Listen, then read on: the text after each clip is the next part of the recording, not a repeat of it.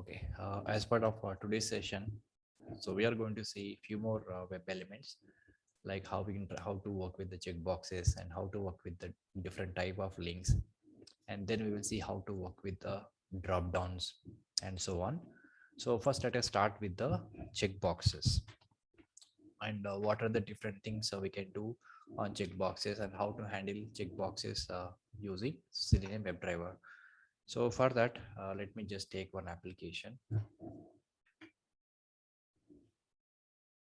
Okay, so this is my application. Let me open it. Okay.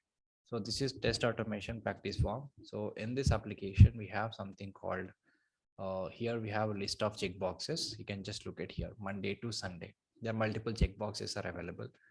So now we'll see how to handle the checkboxes. Let's say how to select a specific checkbox, or I want to select all the checkboxes at the same time, or I want to select first few checkboxes, or I want to select the last two checkboxes, right? So multiple ways we can work with these checkboxes. Now let us see how we can do this practically. So for that, I can just go to PyCharm and create a new directory. I'll name it as day 17. In this, I'm just creating a new Python file. I'll name it as checkbox, or you can say handle checkbox. Okay, so inside this, first of all, we need to import WebDriver and rest of the packages. Let me just try to import them. So after that, we have to create a service object and then driver instance. So here we created the service object by providing the Chrome driver path. And then we pass the service object as an argument of WebDriver or Chrome instance. So this driver is an object. Now let me just launch our application. So to launch our applications, normally we use driver.get method. So inside this, we have to specify the application URL. All right, so after that, I'll try to maximize it. I'll say driver.maximize underscore window. Now the first operation is how to select specific checkbox. Select specific checkbox from the list. So at a time, we can select multiple boxes also. First, initially, we'll start with the one checkbox. How to select one checkbox. Just a moment. Okay, so we'll start with the first checkbox. And any one of the checkbox we will try to select. So for that, we need to write proper XPath, which will identify the checkbox. So how to write the XPath of that element? So let's try to inspect this Monday. So exactly inspect that checkbox. And there is an input tag is available and class attribute type. And then also we have ID is available, ID equal to Monday. And similarly, every checkbox is having an input box, some class attribute type and ID attribute, which is having.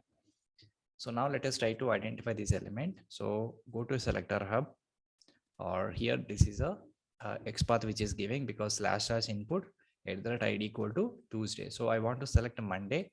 So let us inspect the first one. And this is the XPath which is given. So let me try to use it. Say driver dot find element by dot XPath. You can also use ID directly because ID is available, no problem. And here I copy that XPath. So this is the actual element. So this will pointing to the checkbox element.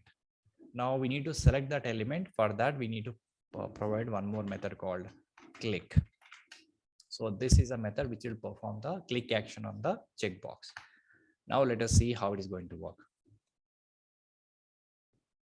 So currently I selected only one checkbox from the list. So whichever the locator you pass, whichever checkbox locator you have passed, it will go and select the checkbox. Now it is selected here. The first element is selected. Suppose my requirement is I want to select all the checkboxes at one shot. I want to select all the checkboxes. Then how we can do that? So for that, what you have to do is we need to, first of all, we need to get all the checkboxes from the application. We need to first get all the checkboxes, and we need to write a common XPath which will point to all the checkboxes. And after that, we have to read each and every checkbox one after another. Then we have to select it. So for that, we have to write a looping statement because we have a multiple options are there, multiple elements are there. So we have to write a looping statement. Now, first of all, let us capture all the checkboxes. So for that, we need to write proper XPath. So we need to capture all the checkboxes. For that, we need to write a proper XPath. So this is a challenging thing. Now let us try to show you how we need to write the XPath, which will point to all the checkboxes. And again, if I just look at this page, there are so many checkboxes are there. In the bottom level also, there are so many other checkboxes are available, right? But we need only these checkboxes. Fine. So let me just go to this one checkbox. And this is the input basically, which is available inside the label. Now, if I just go a little bit up, there is a div tag. And again, this is a all these div tags you can just look at here. Whenever I'm highlighting each div tag, every div tag is representing one checkbox. You can just look at here. But again, inside the div tag, again, label is there. Inside the label, again, input is the tag is there because label is actually Monday and input is representing the checkbox. So finally, each div tag is representing one checkbox along with the label. But where exactly all these checkboxes are available, if I just go and little bit up here, here there is a actual div. Here it is there. So here it is there, and here it is started. This is actual label, and from here it is started. So actually, this is a whole section. So div class underscore card body is the actual section. From there are multiple div tags here. So our div is started here from Monday. So what we need to do now is we need to write a one XPath, which will capture only the week names, checkboxes. And if I just look at first one, okay, so here the checkbox is having input tag. And even for every checkbox, if I just go back and inside, every checkbox is also having input tag. Okay, that we know. And one more thing is every checkbox is having one common attribute. What is that? Checkbox. When you see type is checkbox, and here also type is checkbox. And for every input tag is having same type equal to checkbox, right? So based on this, let us try to write one XPath. So let's go to selector hub. And here I'm writing one XPath. You can just look at here, / input is my tag name. And I specify type, right? So I say type equal to, I say checkbox. And I'm just ending the XPath till here. Now observe what happens. It is highlighting the 14 elements, but what are the exact element we are looking for? Only 7 elements. But there are other elements also there in the same page. Maybe they are the hidden elements. It is not properly highlighting, but totally 14 elements are there in this page. Totally 14 elements are there in this page with this XPath. But we need to filter this again. So among the 14, we need to get only these 7. So how to filter them? If I just look at here, so for every input tag, there is one more attribute called ID. So here it is Wednesday. And if I go with another input tag ID, Thursday. And if I go with another ID, Friday. So even ID is also different. So apart from the type, there is no other attribute which is same for all the elements. So we need to filter them based on this ID. But every ID is different. So every input, every checkbox ID is different, right? But again, we need to capture some common thing within the ID. So here what you will do is, what is a common thing we can notice in the ID for every attribute? So you can say Friday is there. And if I just go back to another name, so here, Saturday is there. So in every ID, you can notice one common thing. What is that? Monday, Tuesday, Wednesday, Thursday, Friday, Saturday, Sunday. In every ID, there is some common thing. So what is that? Day. So day is a common, right? So by using that, we will able to filter now. So in addition, I will use one more thing called AND operator I'm using. And because we can also specify one more attribute, right? And first checkbox should be checkbox. It should be matched. Even this attribute also should be matched. And we will get 14 elements with this attribute. So additionally, I want to filter with some other attribute. So for that, I can say, I can use one method here. Function we discussed earlier, right? What is that? Contains. And here I will pass 2 parameters we have to pass. What are those 2 parameters? ID, and the value of ID is, I say, day. We don't need to pass the complete value of ID. Some portion of the value we can pass because we use contains function. right? So now we can just look at this. So this XPath is exactly pointing to 7 elements, 7 checkboxes, right? So this is how we can just customize your XPath. But this XPath will not, by default, it will not generate. By default, it will not give you by using any tool. So in these cases, we have to generate our own XPath. But initially we generate a basic XPath, but still if it is not able to identify our required elements, still if you want to filter them, so then we need to add some more stuff into the XPath, and then we will create our own XPath. Now copy this XPath, and this XPath is pointing to multiple web elements.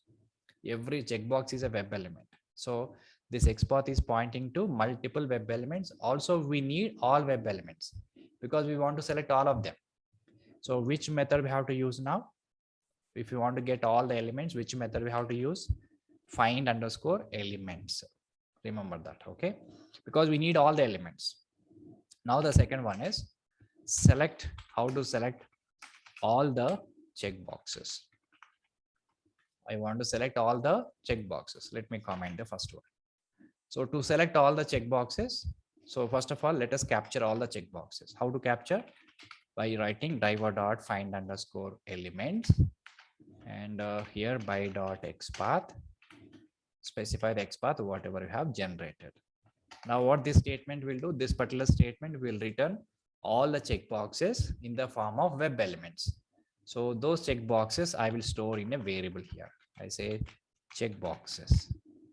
Now I captured all the checkboxes from the application. So once you get the checkboxes, if you want to know how many checkboxes are exactly captured, simply what you will do is I can print them. Print length of checkboxes.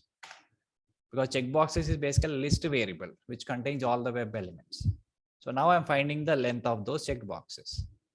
And after that, let me close my page also. I'd say driver dot. Wait. Now let us test how many checkboxes it is captured.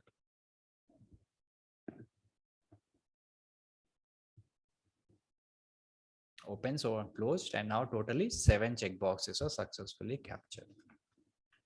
But that is not our goal. So our goal is we need to select all the checkboxes. So to select all the checkboxes, again, so we have 2 different approaches, and by using for loop, we can do that with range function, and without range function also we can do that. So let me show you how to select all the checkboxes. Approach 1. So in approach 1, what I will do is we will just simply say for loop. Let me take one index variable for I in and use a range function. So in the range function, I will specify how many number of elements we have. So actually this will give you how many total number of elements, right? So that I can specify so that this loop will repeat those many number of times. Depends upon the number of elements, this loop will repeat multiple times. So inside this loop, what I will do is I is representing an index. So first time it will give you 1, 2, 3, 4, and so on. So by taking this index, I can access each and every checkbox from this variable, right? Checkboxes variable, because checkboxes is a list variable. And from that, I can specify the index number. So this will retrieve the first checkbox, and then I'll perform the click action there. Now in the second round of execution, what happens? It will index value will become 2. And then from the checkboxes, it will get the second element and then perform the again click action. So by the time this loop is repeated or completed, all the checkboxes will be selected from the application. Now let me show you. All the checkboxes should be selected from this list. Yes, now we can just look at here. All 7 checkboxes are selected. This is one approach. Suppose I don't want to use range function or I don't want to specify any index. So then we can go with another approach. Let me show you. Approach 2. So here simple, it is more simpler than previous one. Simply I say for checkbox is an element, right? I can simply say checkbox. I'm extracting one checkbox from checkboxes. Because what is this checkboxes? Checkboxes contains all the checkboxes. Now each individual checkbox I'm getting into this variable, checkbox variable. This is also web element, and immediately take this checkbox and perform the click action. This is again straightforward. And here we don't need any index, range function, nothing. So from the checkboxes, we are getting each and every checkbox into this variable in each round. And on the checkbox element, we are performing the click action. That's it. Now execute. And this will also select all the checkboxes from this list. So this is how it will work. Okay. So now we have seen how to select a specific checkbox and how to select all the checkboxes from this list. Suppose my requirement is I want to select multiple checkboxes based on my choice. Based on my choice. Okay. So for example, I want to select Monday and Sunday, or I want to select only Saturday and Sunday, or I want to select Tuesday and Friday. So based upon my choice, I want to select multiple week names. Then how we can do that? So again, we have to simply write a simple logic. So let me just show you that. Third option. What is that? Select multiple checkboxes by choice. Select multiple checkboxes by choice. Now just take this one, same looping statement we can get directly, because this will basically read all the checkboxes one by one, right? But which checkbox we want to select, that we need to choose, right? So before clicking on the checkbox, we want to verify one condition. So what is that condition we want to verify, and which checkbox you want to select? That's the most important, right? So if the checkbox, let's say checkbox, right? So checkbox, every checkbox is having some attribute here, right? So if I just look at here, every checkbox means every input tag is having some attribute called ID, right? So what is an ID here? Friday is there. And here, what is an ID of input ID? Saturday is there, right? So I want to capture the value of the ID for every checkbox. Okay, I will capture the ID value of the value of the ID for each checkbox, and I will compare this ID value with my expected week. Let me show you here. Checkbox dot, how to capture the value of the attribute? What is the method we use? Please tell me how to get the value of the attribute. In the previous session, we have discussed this. So how to get the attribute value of an element? There is a straightforward function is available. Get underscore attribute. Very good. So get underscore attribute, and here we have to specify which attribute value you want to get. So this will return something, right? So this will return actually what? This will return ID value, or which will actually return the name of the week.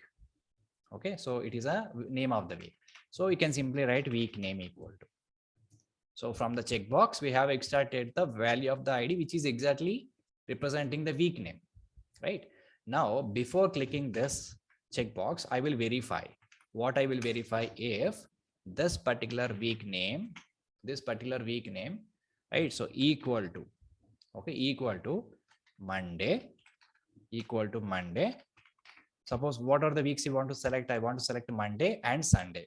So if week name equal to Monday, or week name equal to Sunday. So if the week names are equal to either one of them, either week name equal to Monday or week name equal to Sunday, so then what I should do? I should go and click on that checkbox. So before selecting the checkbox, we have to just verify the condition.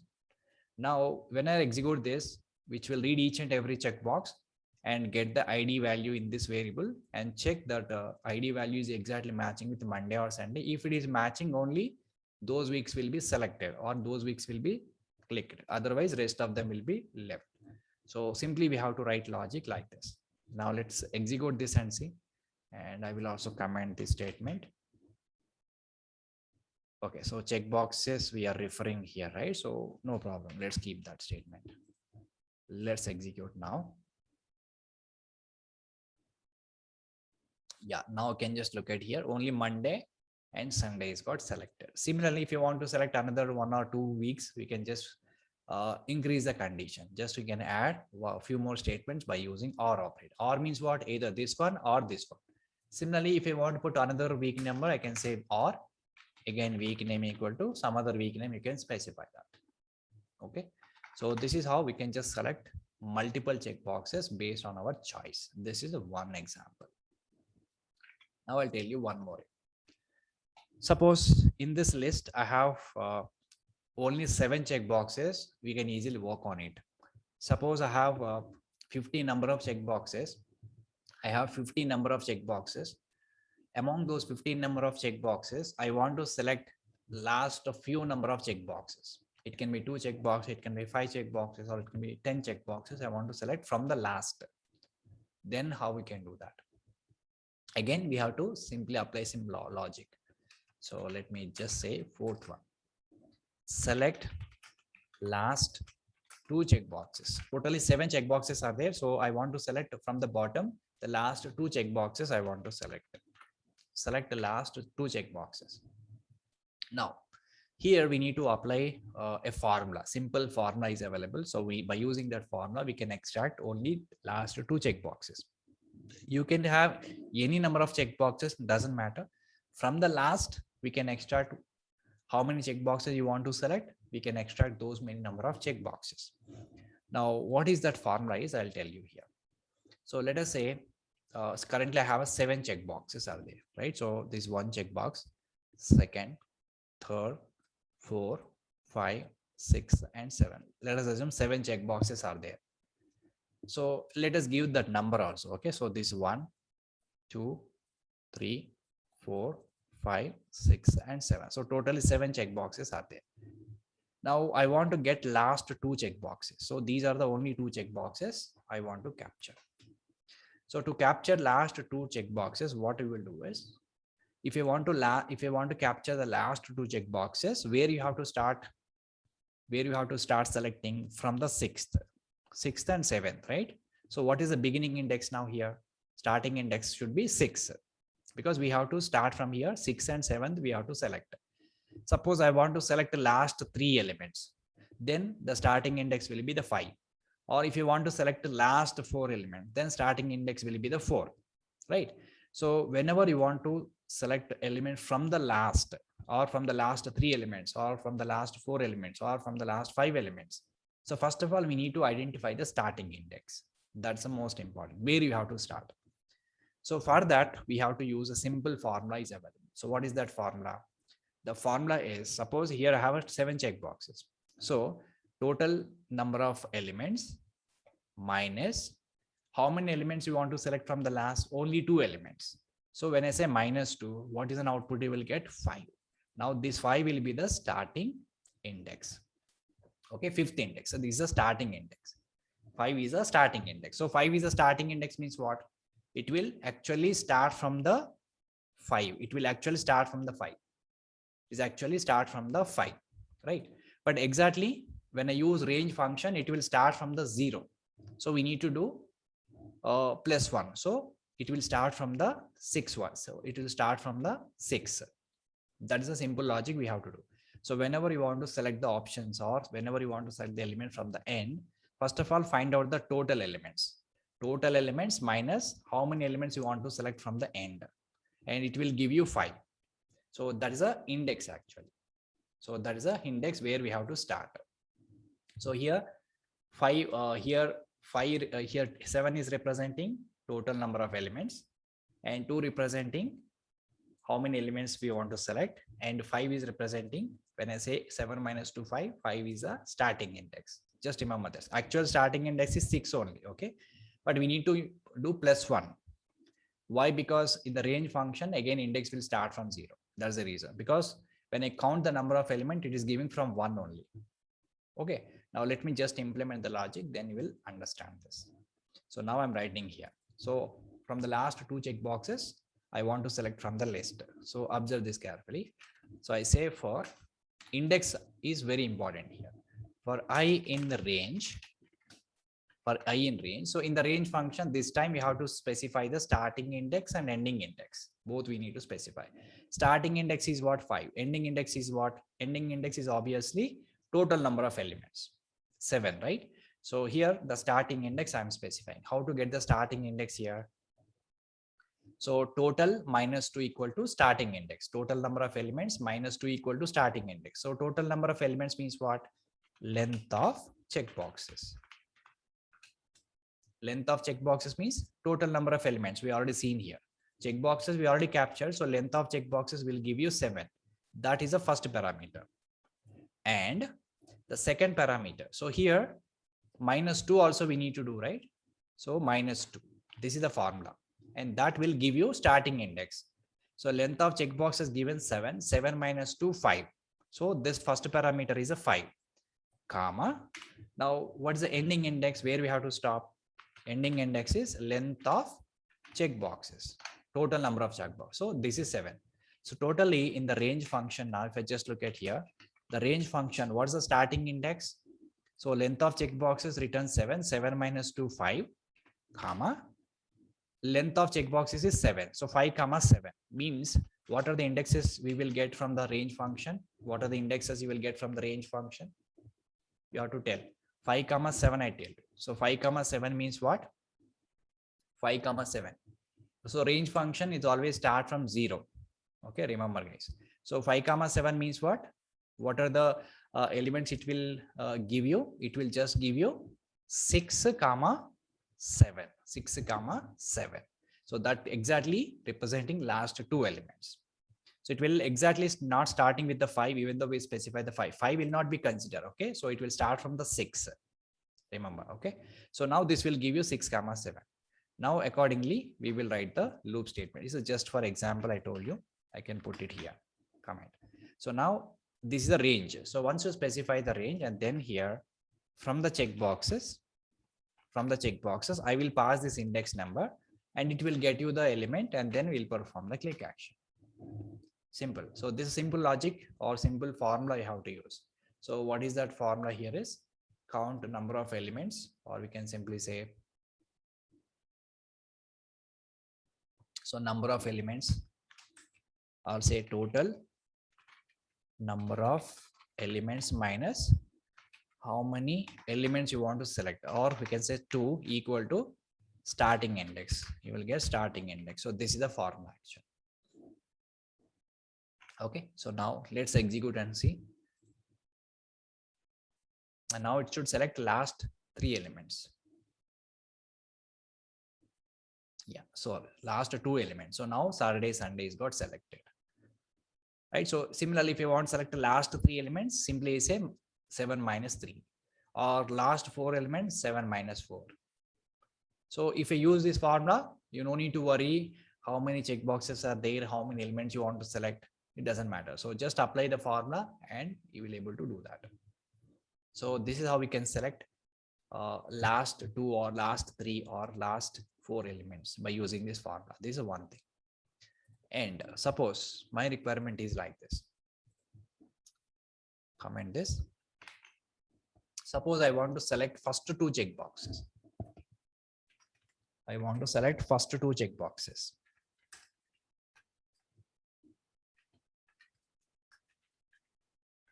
So from the beginning, I want to count. First 2 checkboxes I want to select. It is again very simple, guys. Simple. What you can do is we can use the same function. So, but here we don't specify all these things. First parameter is not required.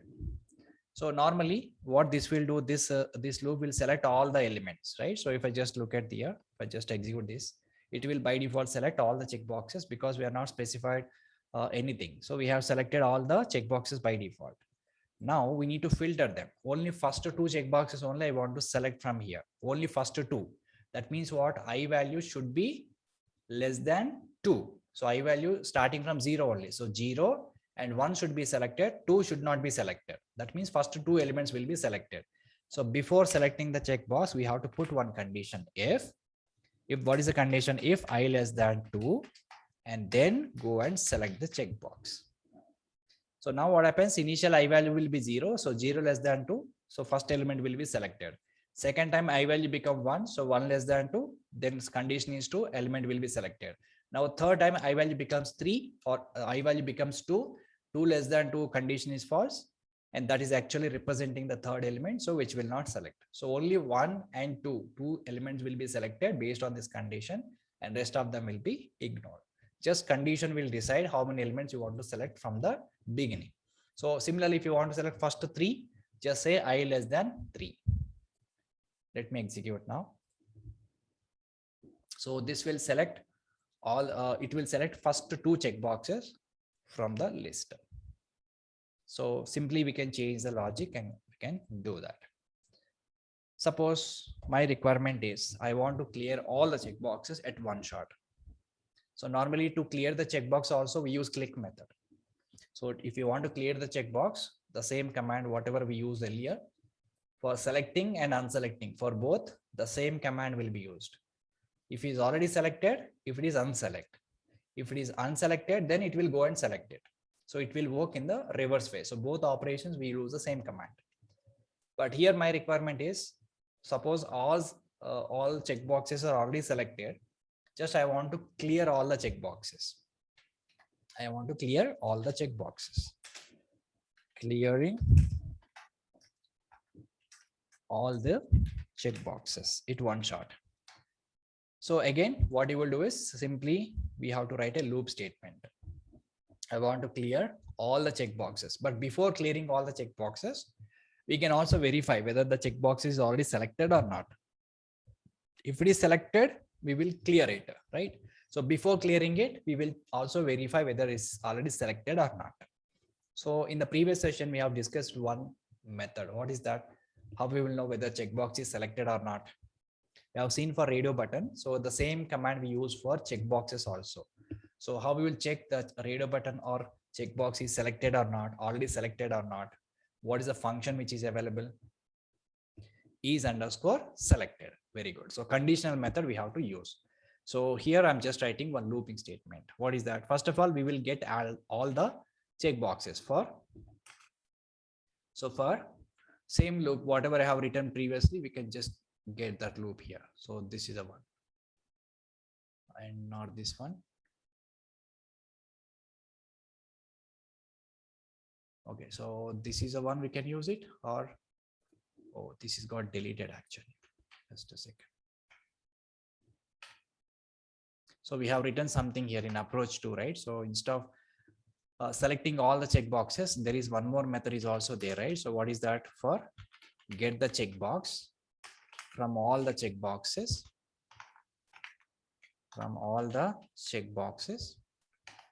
and then go and select the checkbox dot click. So this particular method will select all the checkboxes by default, but my requirement is I want to unselect it. I want to clear it. So this will also works fine. If it's already selected all the checkboxes, immediately this same loop, if I execute, it will unselect everything. But if it is already selected, but how we can verify before unselecting it? If I want to verify whether it's selected or not, I can write one if condition. If checkbox, whatever checkbox we are going to use, which is selected, true or false.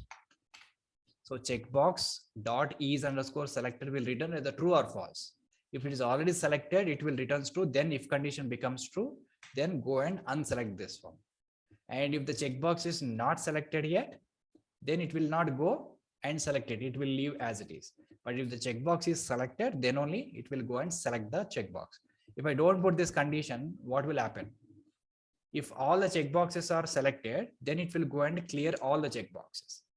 Suppose if all checkboxes are not yet selected, then this command will go and select all the checkboxes.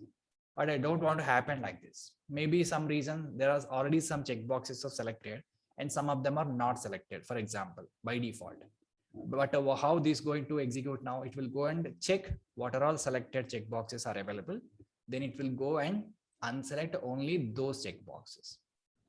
Okay, so before this, I will also try to enable this code so that it will select all the checkboxes first. It will select all the checkboxes, and at the end, I'm just removing the, or I will unselect all the checkboxes. Let's execute now.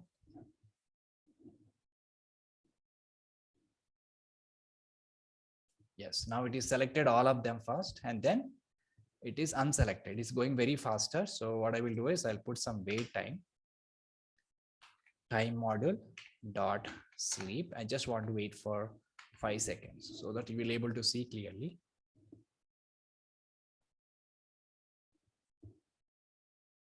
Yes, now it is selected all the checkboxes. Now it will wait for 5 seconds and then it will unselect all the checkboxes. So this is how we can just work with the checkboxes concept. Clear, everyone? So this is all about the checkboxes, how to work with the checkboxes, and different operations or various ways of working the checkboxes. So this is one of the important thing. And apart from this, we will also discuss a few more elements. Let me just close it. The next element is links. So this is another important thing, how to work with the links. So basically link is a web element, and when you perform a click, most of the times we perform only one operation on the link, which is click action, right? So whenever you do click action on the link, which will open another page or it will navigate to some other page, that is basically called as a link. So in the links, there are two kinds of links are available. So there are three kinds of links are available. Three kinds of links. One is called internal link, and the second is called external link, and the third one is called broken link. So these are the three types of links are available. So what is an interlink means what? If when I click on the link, which will navigate to on the same page, it will be there in the same page. That is an internal link. And external link is nothing but when you click on the link, which will go to some other web page. And broken link is nothing but the link will be available on your web page, but which will not have any target page. When you perform the click action on the broken link, you will not get anything. So they are called broken links. Normally developers keep the broken links for future implementation. If they want to implement in future, they will just place the broken links on your web page, but there is no target pages associated with those broken links. So these are different links are available. So internal link, external link is almost same, because internal link is just navigating on the same page. External link is nothing but it will go to some other web page. That's the only difference. Other than this, nothing. But a broken link is something different. Okay. So first let us see with the normal links, internal, external. So we can consider these are all same, nothing, no difference at all. Only the location, internal link will navigate to the same page, external link will navigate to the some other web page. That's the only difference, other than nothing. So first let us see the normal links, how to work with the normal links, how to handle the links. Again, in the links also we will perform different type of validations. So let us see what are those validations we can do on the links. Let's create new class, a new Python file. I say handle links. Okay. So handle links. So here I'm just going to take one more application.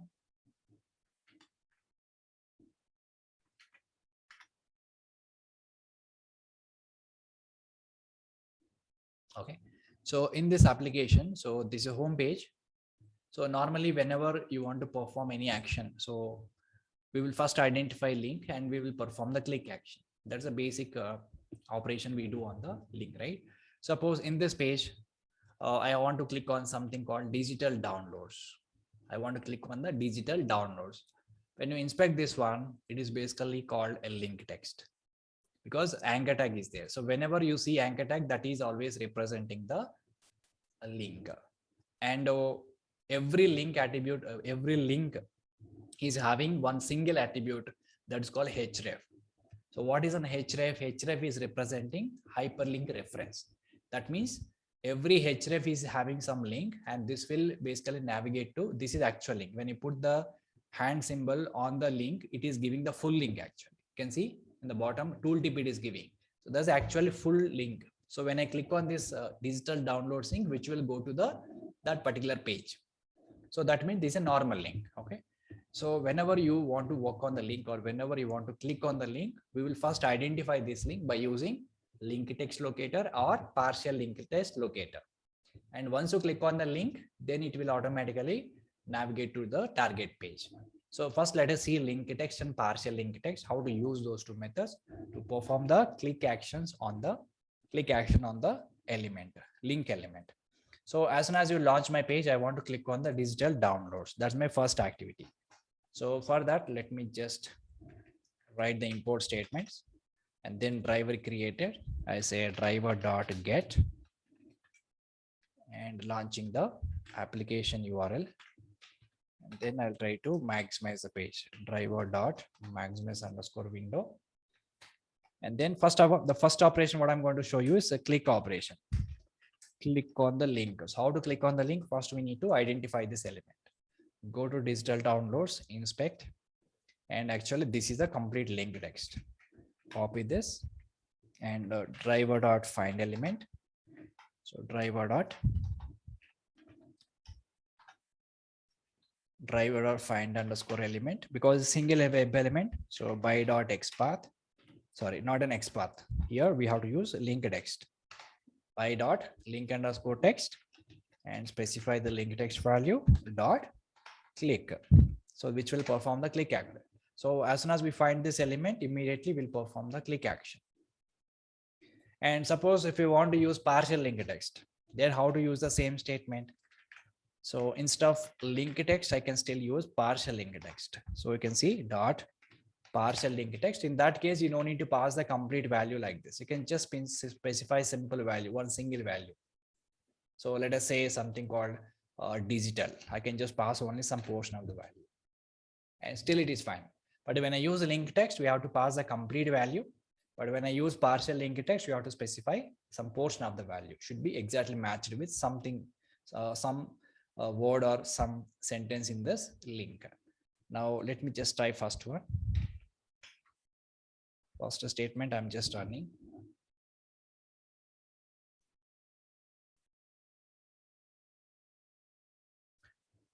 Okay, now it is successfully click on the digital downloads and then we got the digital downloads page. Now let us test the second one.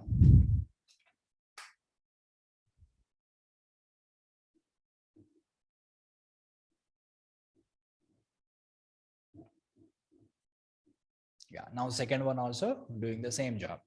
But most of the times we use only partial, we use only linked text. Okay, we don't go for partial linked text because there is some problem. Like partial linked text means we pass some only portion of the value, which will be matched with some other elements. Sometimes, most of the times. So because of that reason, we don't prefer partial linked text most of the times. So always try to use only linked text. So this is the first thing, how to click on the link. Now I'll tell you something. Suppose, let me comment this. Suppose the next operation is, suppose I want to find total number of links which are available on the web page. That's the first thing. And second thing is I want to capture all the links and then I want to print them in my console window. That's the next operation. So let us see how to find number of links. Find number of links in a page. You can take any web page and this works. So we need to find total number of links in a page. So if you want to capture all the links in a page, right? So what do we need to do? We need to identify some common locator which is matching with all the links. So every link is having only one attribute, that is href, but that attribute value will not be the same for every link. So we cannot use any attribute to locate the links. The only way is by using tag name, we can identify all the links, because all the links normally having anchor tag. So when I use tag name of A, so which will return all the links which are available on the web page. So same thing we do here. So I say driver dot find element or find elements. So we have to use find elements. Yeah, you can also use //a. That is also perfectly fine. If you want to use XPath, you can simply say //a. That is also correct. So let me show you both. So I'm just using find underscore elements, and by dot tag name. So I'm trying to use tag name first, and here specify the tag name. So it's only a lowercase character. So this will return all the elements, and I'm storing them in a variable called links. Now, if you want to print how many total number of links, you can print it. So total number of links. Total number of links are length of links. Okay, so this will work. So let me just execute now.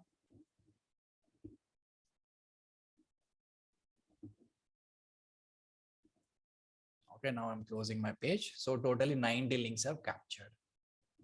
And instead of this, we can also use XPath. Suppose instead of tag name, we can also use XPath. So for example, let me just take XPath by dot XPath and here // here. And if I just go to the locator also, let me inspect.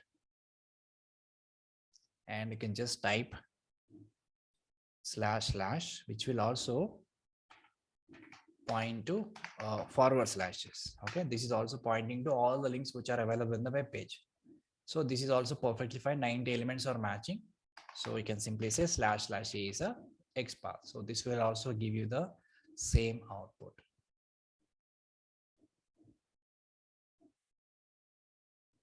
Okay, now it is giving the same output. So you can use either this one or you can use either this one, because we need to finally find out the some common locator or common attribute of the element. So finally we got all the links, total number of links we have found, but I want to print those link names in my console window. I want to see what are those 90 links. So simply we can print them. So print all the link names. For that, what we will do, we will just write a loop statement. So from this links, I will extract each and every link and I will name it as a link. Say from all the links, I'm just extracting one by one in this link variable, and I'm just printing link of text, because directly we cannot print link because link is a web element. It is an object type. So from that link, we will extract the text. So that link text will be printed. So here we are just printing total number of links, but here we are extracting each and every link as a web element into this variable. From that variable, I'm extracting the text value. Let's execute now. So this will print all 90 links in our console window now. You can just go back. Yes. Now you can just look at here. There are some empty values are there. That means what? The link text is not available. Link is there, but link text is not available sometimes in HTML. So that time, so it will show you blanks. So this is how we can just capture all the links from the web page. So these are the different operations we can perform on the links. So just click on the link. By using either link text and partial link text, we can find the total number of links on the web page.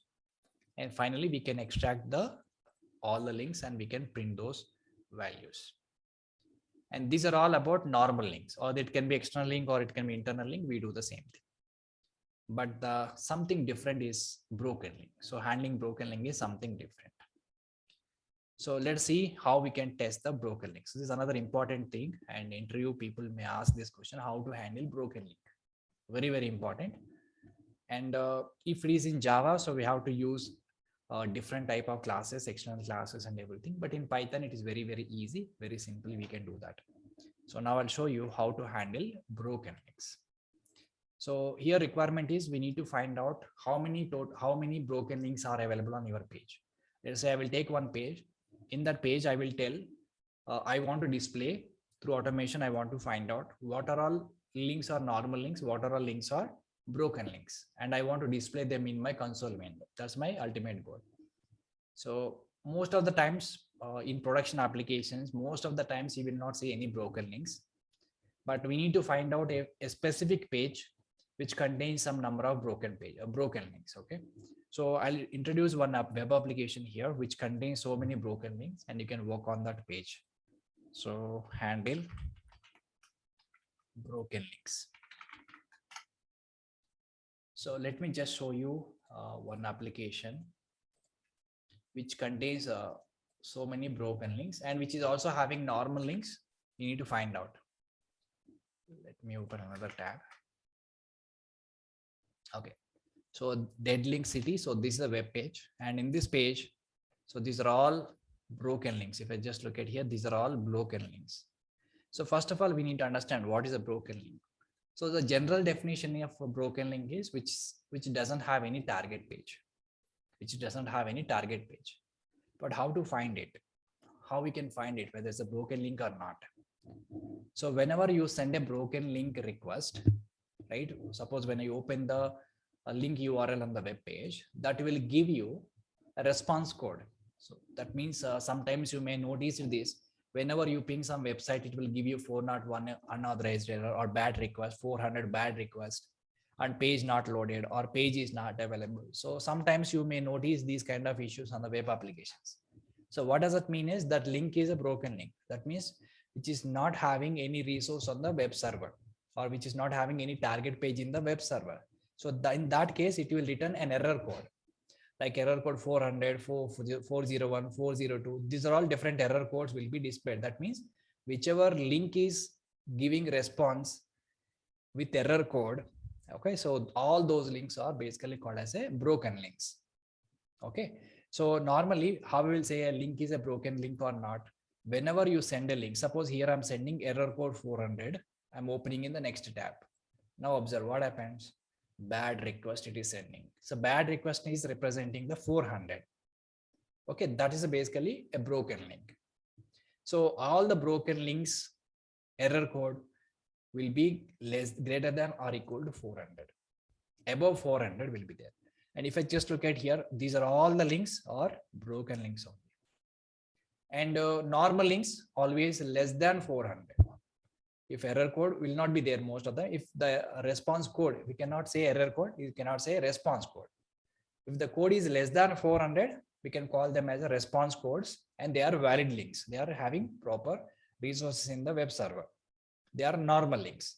But if there is any broken link is available, the response will be our response code will be greater than or equal to 400. So all the broken links status codes or error codes will start from 400.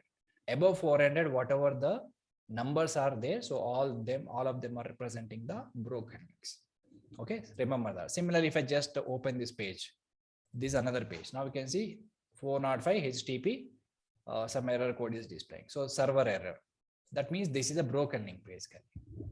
Okay, so like this, in this page, we will verify how many total number of broken links are there, how many, not only total number, I will also display those broken links in the console window along with the normal links. But before that, we need to validate which one is a broken link, which one is a normal link. That's the most important thing. Now to do this, what you will do is, we have to capture all the links from the web page. That's the first thing we have to do. And once you capture all the links from this web page, we have to read each and every link, and we need to open that link in the browser. In other way, what you can do is we have to capture the href attribute value of every link. For example, when I inspect one of the link, every link is having href attribute, right? So we need to capture this link by using href attribute. So we have to capture this href attribute value for every link. And after that, we will send one request to the server by using that link.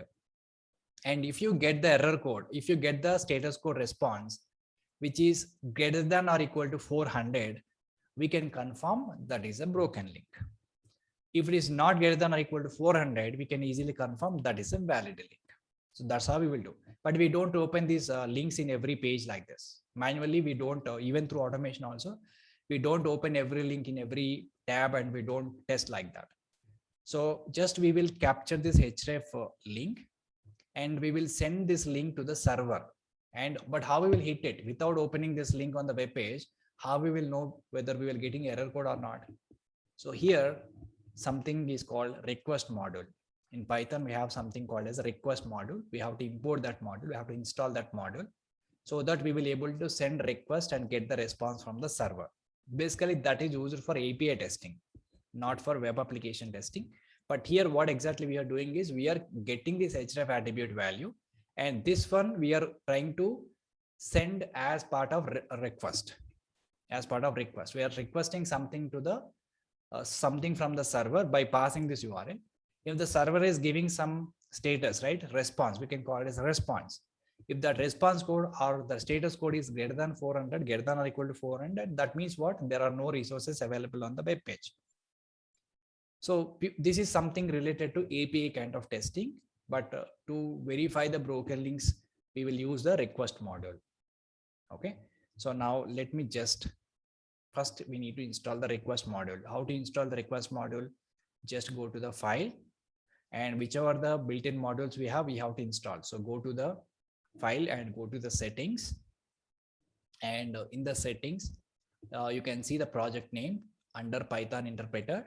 And here you can just click on the plus and type request. Okay, so as soon as you type request, you will get all the modules, request related modules. Press enter.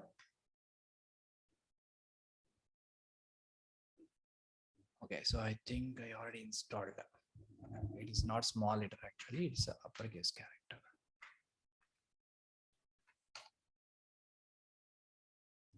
It is not a request case, actually it is a request, I guess. Yeah. So this is the actual module, guys, because I already installed this. So that's the reason it is giving in the blue color. But in your case, you have to select this request module, plural, okay, request module, and then click on the install package. This is a package actually. So we need to click on the install package. After clicking on that, it will try to install it, and then it will appear in this list. And you can see here somewhere request module is already there. Okay, this is the additional module we have to import or we have to install it. Fine. So once we have installed it, then we'll start writing the code. Don't forget this request module is a prerequisite. So we need to install request package through file settings project interpreter.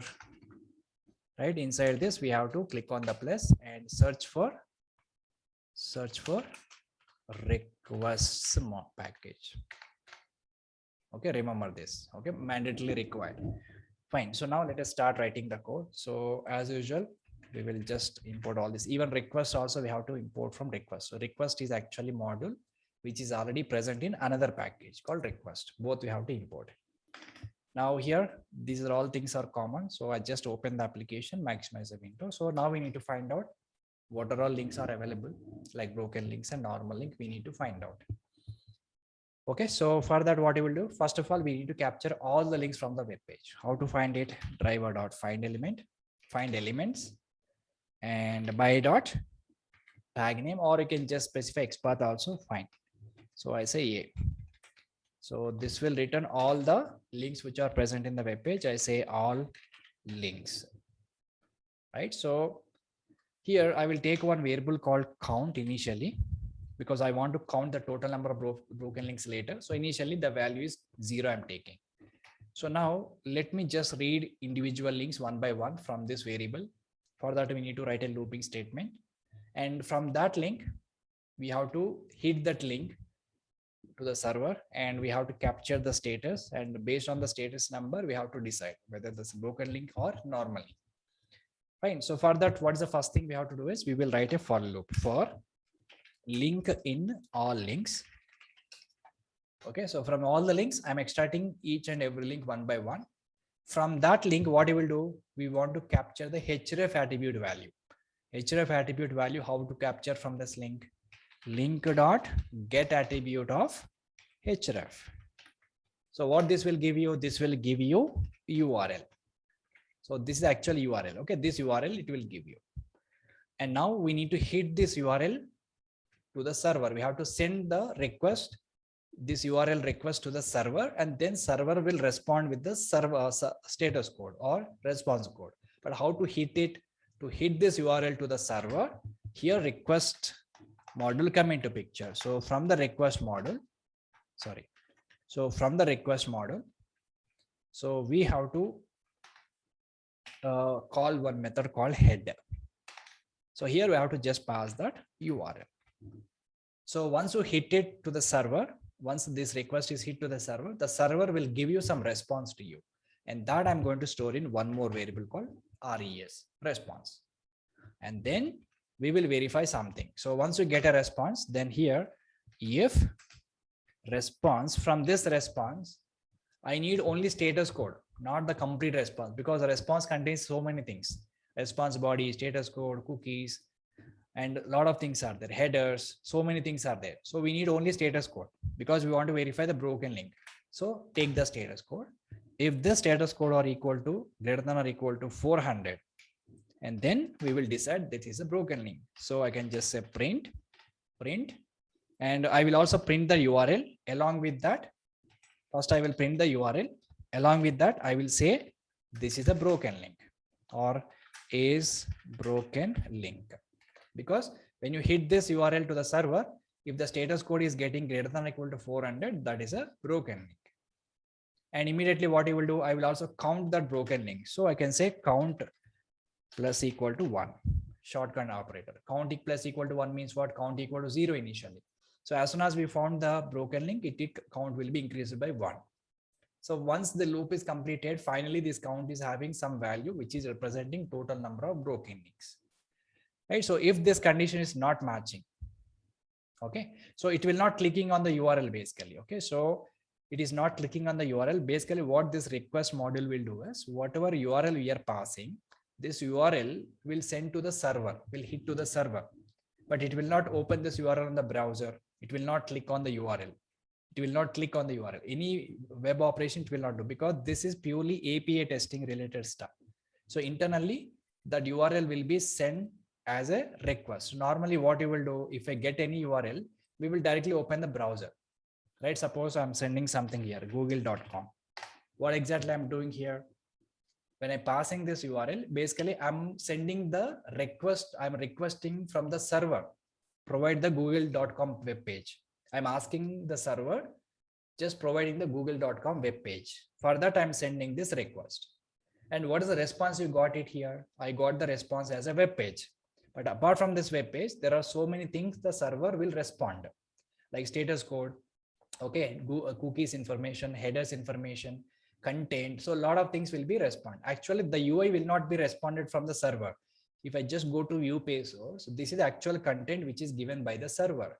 When you send the google.com, the server is given the response. This is a response actually, but this is a content. We can say this is a content, response content.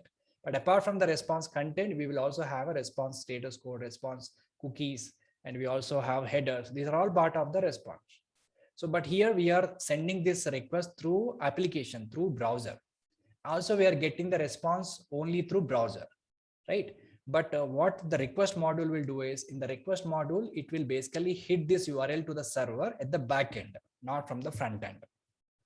Okay, we are just sending this URL to the server directly through this request module. And the response, whatever response it will give you, that response I'm storing into this response variable. And from that variable, I'm extracting the only status code. And if the status code is greater than or equal to 400 means what? That is a broken link. That means that is not having the target page in the server. If the response is less than 400, else here we will say print URL I'm printing. Along with that, I will also print is valid link. Valid link in the sense it is not a broken link.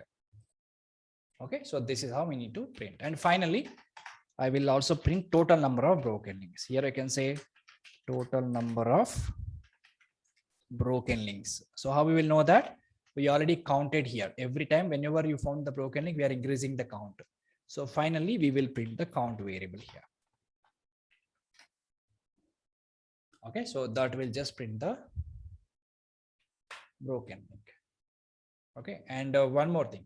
So whenever you're sending the request, sometimes the communication will happen from the front end and back end, or client and server, right? So there are some network related exceptions will be thrown. There are chances of getting the network related exceptions. So to avoid them, what we can do is, whenever you're sending this request, only put this statement in the try except block, exception handling. Okay, keep that statement inside the try and write except block. But inside the except block, nothing is there. I can simply say none. Okay, because whenever you are working between client and server, there are some exceptions by default written. So to avoid those exceptions, I'll put this statement inside the try and except block. Okay, remember that. And then rest of the things will go as usual. And everything is a part of the loop statement. So for loop we started here. So first we will get one link and get everything, check everything, and then get another link and do everything again. This loop will repeat multiple times. And by the end of the loop, finally, we will have all the links will be displayed, valid links and broken links will be displayed on the console window.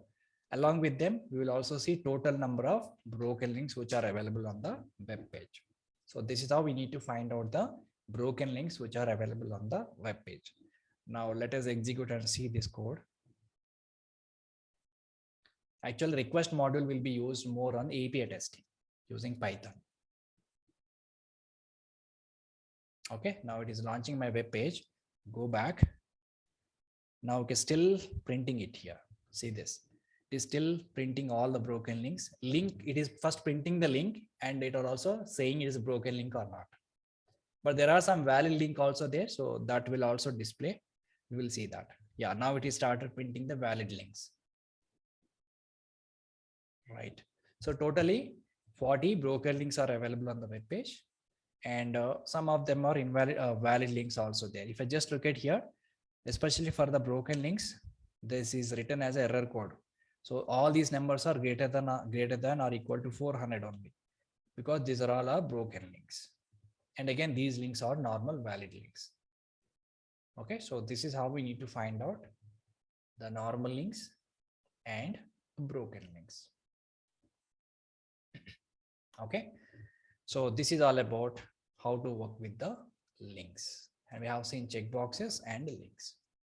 Now I'll show you one more type of important element, most important, called drop down element. How to handle the drop down. So most of the times you will see drop downs on your web pages.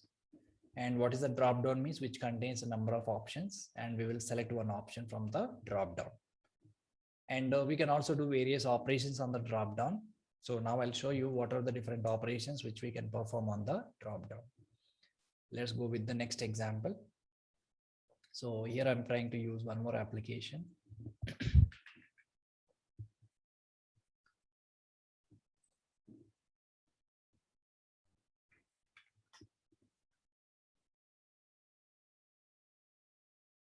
Okay, so now in this, you can see some drop down called country drop down.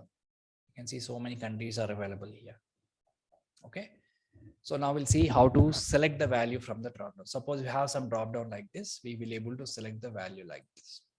So let us see how to handle this drop downs.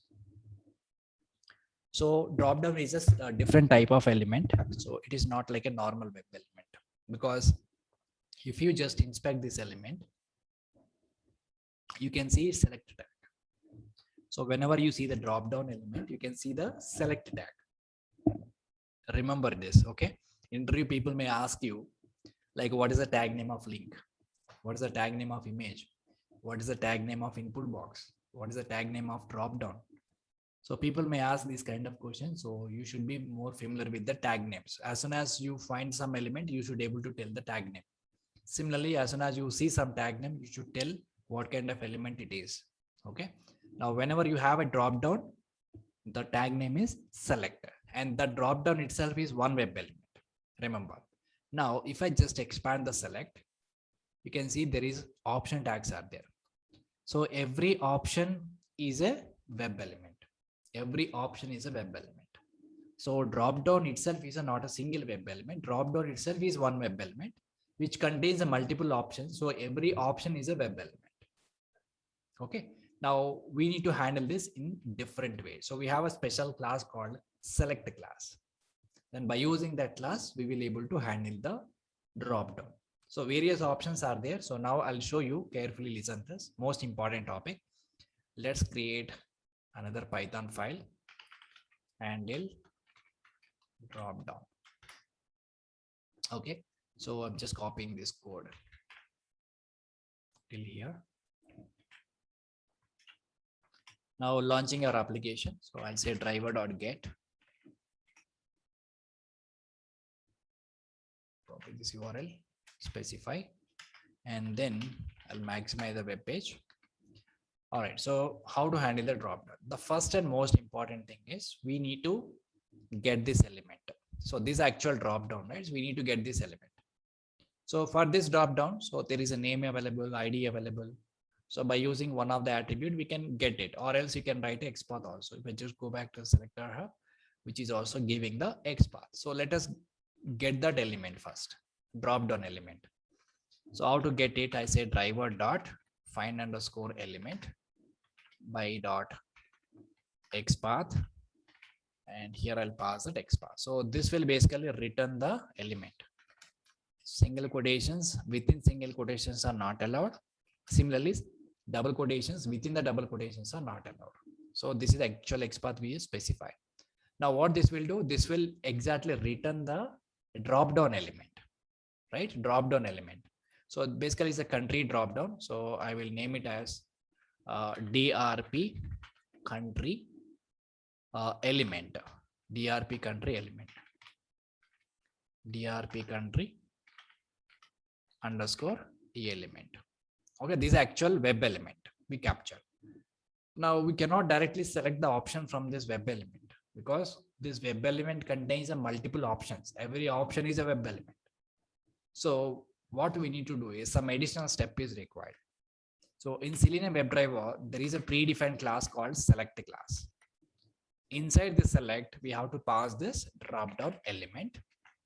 And for this select, we have to create one object. I'll name it as a DRP country is an object. This is actually select class object. Now this select we have to import from, you can just look at here, import this name. It will show you multiple packages. So we have to import this select from webdriver.support.select.select. Click on it, which will automatically imported one new package. So now we have to use the select class. Inside the select class, we have to pass the dropdown element. And this will return the select class object. So this is actual object which we have to use to select the options from the dropdown. Okay. Now how to select the option from the dropdown? The next thing, select option from the dropdown. Simply what you can do is we can simply say use this object, select class object dot. There are multiple ways we can select the option. And most popular ways, select underscore by underscore select by visible text. Select by visible text is a method. And here we have to specify which value you want to select from the dropdown. So visible text in the sense whatever is visible on your web page, that is a visible text. Okay. So suppose I want to select India from this list, somewhere it is there. So I just specify the India, and these values are case sensitive. We have to exactly specify the value. So now select the select class object dot. What is the first step? We have identified the drop-down element and store that element and pass it here. And if you don't want to store in one element like this, what you can do is we can directly pass this whole thing inside the select class. In that case, this statement is not required. Got my point? I can just comment this statement.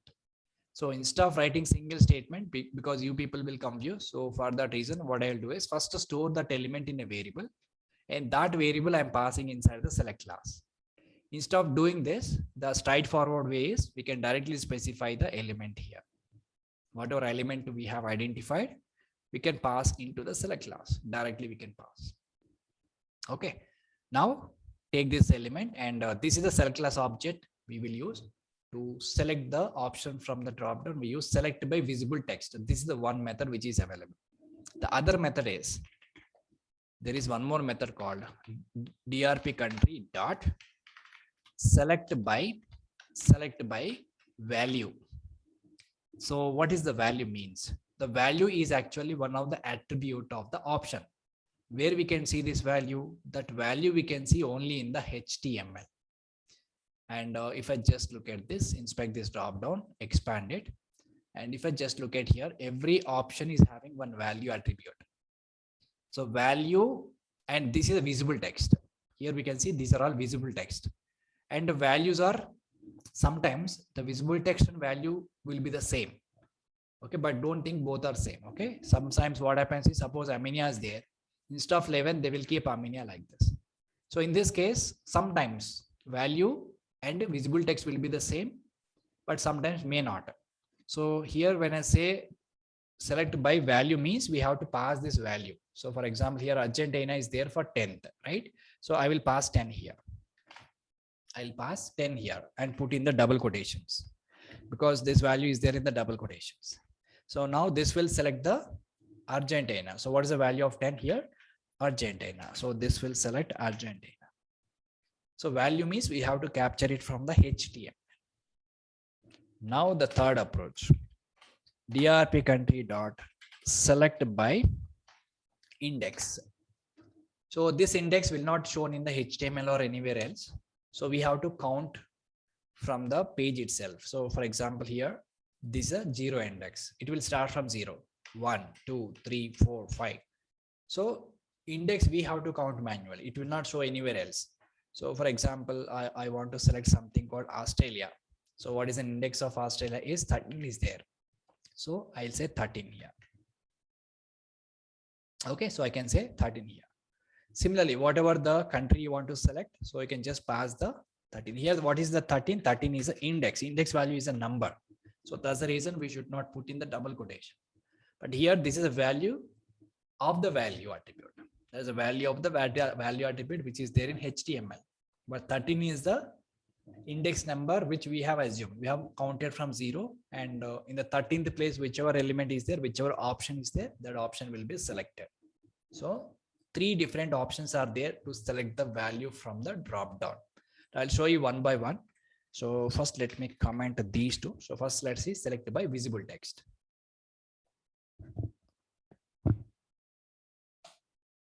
Okay, it is launched on my web page. Yeah, now you can see India is selected from the country. Perfectly fine. Now this time I enable the second one. 10th one it should select. And what is the 10th here? 10th one is Argentina.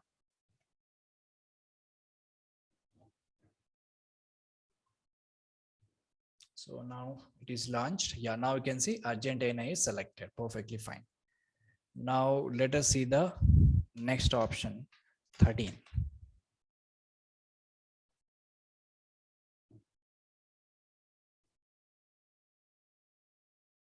Yeah, Australia is selected. Okay, so this is how we can just select the options from the drop down by using these methods. Select by visible text, or select by value, or select by index. But most of the times we will use select by visible text because visible text is always there, because the option is displayed on the web page is nothing but it is always there. But sometimes value will not be present. Okay, sometimes you may not see value attribute. In that case, you cannot use the value. And index is our assumption. We can give any index and we can select any of the option. So this is how we have to select the options from the drop down. Remember guys, the next operation. So we have seen so far, we just capture the element and we pass that element into the select class object. And by using that object, we will able to access all the methods, right? Suppose what I want to do is I want to find total number of options. How many total number of options are available? So what we will do is we can just say colon capture all the options and print them. So I want to capture all the options from the drop down and then I want to print them. So for that, what you have to do is we need to get each and every option in the loop, and after that we should be able to print. Okay, now let me just capture. How to capture all the options? That's the first thing. So to capture all the options, we have one option is there. So select this DRP country, because this select class object dot, there is a method called options. There is an option called options. And what this will do is this will return all the options as a web element, because every option is a web element, right? Every option is a web element. So DRP country dot options. DRP country is what? This is a select class object. So from that, if you want to extract all the options, we use this options variable. So this will return all the options and store them in a variable. I'll name it as all options. Now, if you want to find total number of options, you can just print length of options, right? So you can just print like this. So here I'll write total options or total number of options. All options, not options. All options is a variable which we have given, right? So all options.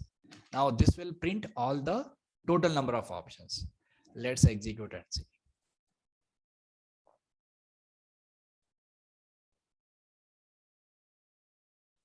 Okay, now we have not selected anything, just we have find out total number of options. So now you can see 244 options are there in the drop down. 244 options are there in my drop down. Now my next thing is I want to print all those 242 options in my window. how to print them. So again, we have to write a loop statement. So how to write it? You can say capture all the options and print them. This is the actual requirement. But before that, what I have done is we have just counted how many options are there. So the next thing is we have to print them. How to print them? We have to write one for loop. In the for loop, what I can do is I can just get individual option from this all options. So for I say option in all options, right? So from all options means every option is a web element. So from all the options means from all the web elements, I'm reading each and every option into this variable. And from that variable, I want to extract text value, simple opt.text. Okay, text value. And then I want to print this, simply print option.text. That will give you text of the option. Let's execute. Now this time it will print all 242 options in my console window. Now go back and see here.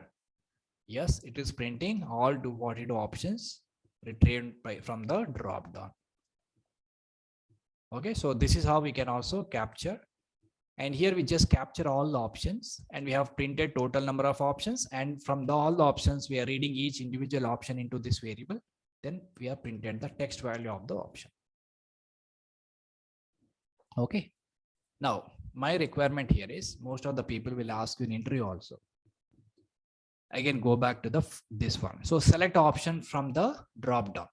So to select the option from the drop down, what we have done here, we used a built-in function like select class object is DRP country, and by using select by visible text or select by value or select by index, we have used one of the method and we selected a value from the, or we have selected option from the drop down.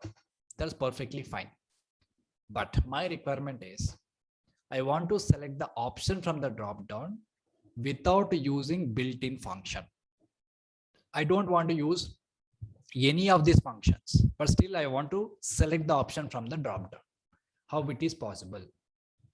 Okay, this is an interview people may ask. So without using built-in function, how to select the option from the drop down.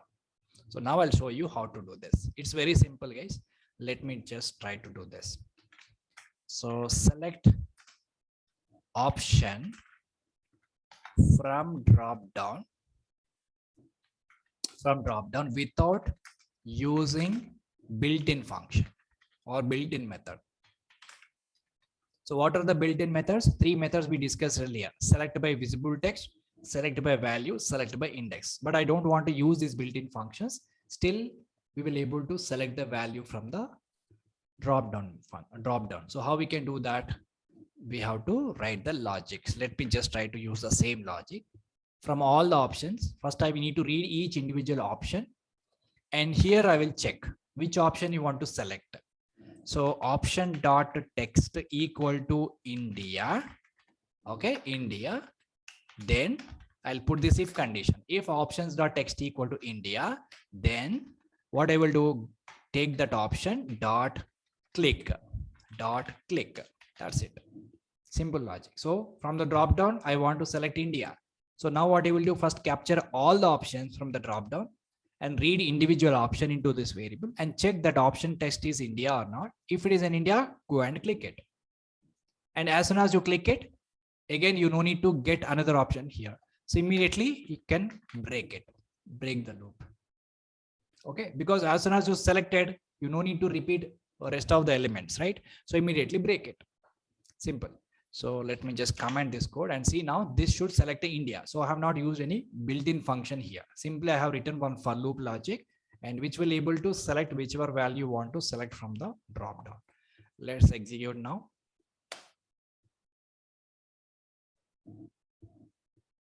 Yes, now I can just go and see India is selected from the country drop down.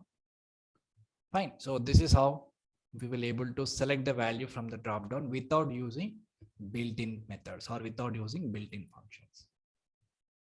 Okay, so these are all few examples of how to handle drop down. So whenever you see the drop down is having select tag, so this is how we need to do that. But sometimes you may not see select tag, you will see some div tag, or sometimes you will see button tag. In those cases, we don't use select class. We directly write the next path directly for the options. Suppose if I just take these options, for every option there will be X path, right? If I just look at here, Afghanistan, for that I want to get the X path. So go back and copy X path and you can paste it over here. This is pointing to the option directly. So if you don't have a select class like this, select tag like this, then we directly go to these options. And suppose I want to capture all the options here, then what I will do, instead of specifying the option index, just say only option. Now 242 elements are selected. So you can just use this XPath directly and get all the options and do the same thing again. The ultimate goal is getting those options. Okay, so you can directly use this also. So let me try to use it. Suppose I don't want to use select class, for example. Let us assume instead of select, some div is there. In that case, you no need to consider this, directly jump into the options. So now I want to find out total number of options. So simply what I can do is driver dot find underscore elements by dot XPath and specify that XPath. So this will give you directly options, total number of options, all options, and you can just print them. Print length of all options. That's it. So here we no need to use select class. We no need to identify the select first. We don't need to pass it to the select class. That process is not required. Sometimes if you see div tag, or sometimes you will see button tag, other than select tag, whatever it is available. So you have to handle like this. So once you get all the options, then rest of the things are same. You can find total number of options. You can read those options, print the text value, and you can select that option from the drop down. Everything you can is the same once you get the options. Let me just run it. It will also print all the options from the drop down.